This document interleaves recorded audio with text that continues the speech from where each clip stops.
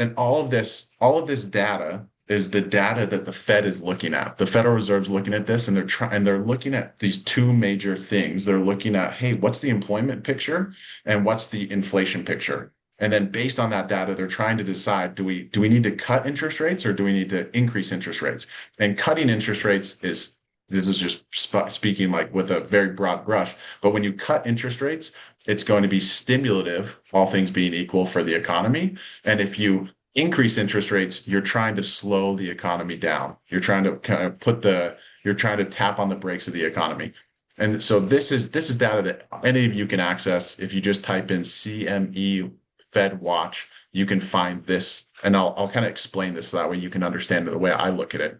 So what am I looking at? I'm looking at January 2027. And so what is this forecasting? It's forecasting, it's looking at how the markets are pricing in interest rates and where interest rates are likely to go. And what I'm seeing here is that on that date, so at the beginning of next year at that Fed meeting, the expectations are this. Right now, the Fed interest rates are 3.5% to 3.75%. There's a 66% chance that it's going to stay the same. There's a 30% chance that they're going to cut. This is very different. This is a very different picture than what we saw at the beginning of this year. At the beginning of this year, the expectations were there were going to be anywhere from 1 to 3 cuts. So like for sure, probably 2 cuts with a high probability or some probability of 1 cut or 3 cuts.